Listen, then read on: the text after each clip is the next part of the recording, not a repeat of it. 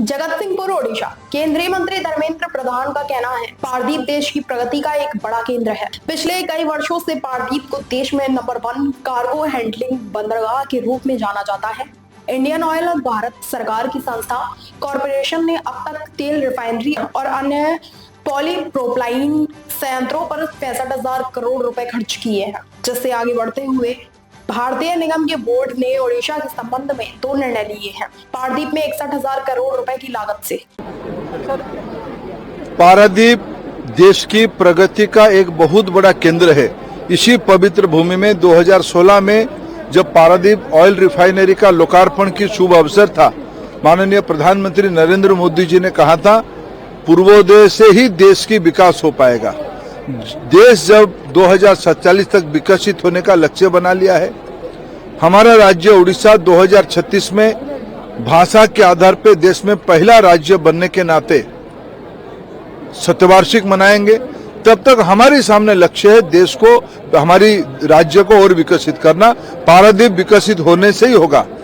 मैं आपको सुखद सूचना दूं, इस बीच में लगातार पिछले कई वर्षों से पारादीप देश की 1 नंबर की कार्गो हैंडलिंग पोर्ट के नाम पर परिचित हो गया है। इंडियन ऑयल कॉरपोरेशन भारत सरकार की संस्था अब तक 65,000 करोड़ रुपया ऑयल रिफाइनरी तथा अन्य पॉलीप्रोपाइलीन, पीटीए, एमईजी इस प्रकार के प्लांट पे खर्चा किया है। अभी उससे आगे जाके इंडियन ऑयल कॉरपोरेशन की बोर्ड की 2 निर्णय उड़ीसा के बारे में हुआ है। पारादीप रिफाइनरी के आधार पे हुआ है। 61,000 करोड़ रुपया की खर्चे के ऊपर पारादीप में एक बड़ा मेगा पेट्रोकेमिकल कॉम्प्लेक्स बनाया जाएगा।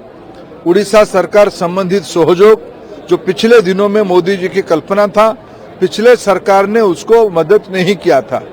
मैं धन्यवाद दूंगा उड़ीसा की मुख्यमंत्री जी को, वो आते ही अपना टीम को लगा के उस काम को पूरा किए। जो दोनों के बीच में समझौता हुई है, दोनों मिलके उड़ीसा सरकार और भारत सरकार मिलके 61,000 करोड़ रुपया की निवेश यही होगा।